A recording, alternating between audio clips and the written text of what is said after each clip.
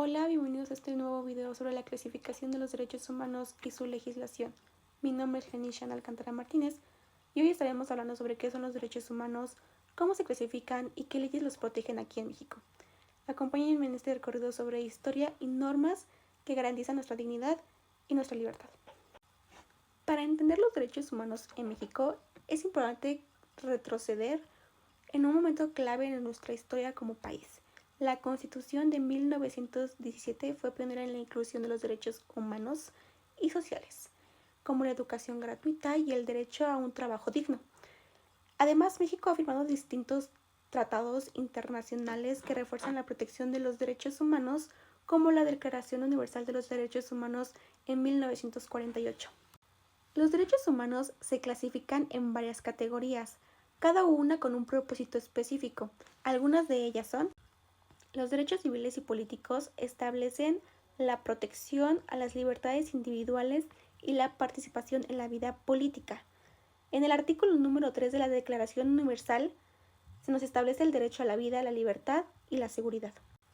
Los derechos económicos están sumamente relacionados y ligados con el acceso a una vida justa y digna. En el artículo número 23 se nos menciona el derecho al trabajo y a las condiciones justas de vida.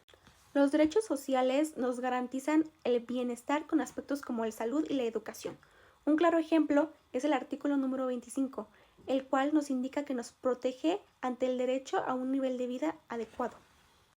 También gozamos de los derechos culturales, que está sumamente relacionado con la identidad y el acceso a la cultura. Se nos menciona en el artículo número 27 el derecho a participar en la vida cultural.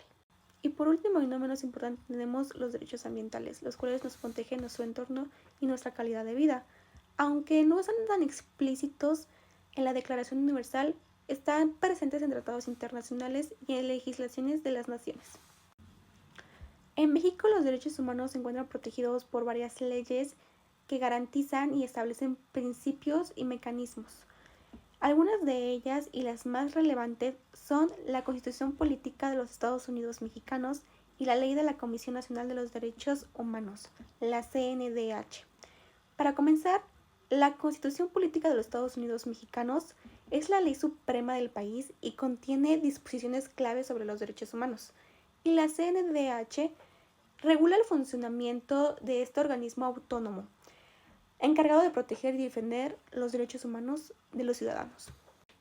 Comenzaré a enumerar algunos de los principales artículos de la Constitución Política de los Estados Unidos Mexicanos que a mi punto de investigación son los más relevantes e importantes. Debo de aclarar que todos son importantes, pero en este tema sobre los derechos humanos, estos podrán de ser gran ayuda para nuestro conocimiento. Como primer punto tenemos el artículo número 1, en el cual se establece un principio de igualdad y prohíbe cualquier tipo de discriminación. El artículo número 3 nos garantiza el derecho a una educación gratuita, laica y obligatoria. El artículo número 4 reconoce la igualdad entre hombres y mujeres, así como el derecho a la salud, la vivienda y el bienestar familiar. El artículo número 6 protege la libertad de expresión y el acceso a la información. El artículo número 102, en el inciso B específicamente, se nos regula la información de la CNDH y su autonomía para investigar violaciones a los derechos humanos. Y el artículo 133 establece la supremacía constitucional y la obligatoriedad de los tratados internacionales en materia de los derechos humanos. La ley de la CNDH establece un marco normativo por el cual opera la Comisión Nacional de los Derechos Humanos. Su principal función es atender e investigar quejas que presuntamente pueden llegar a tener este concepto de violación a los derechos humanos cometidas por algunas autoridades o servidores públicos.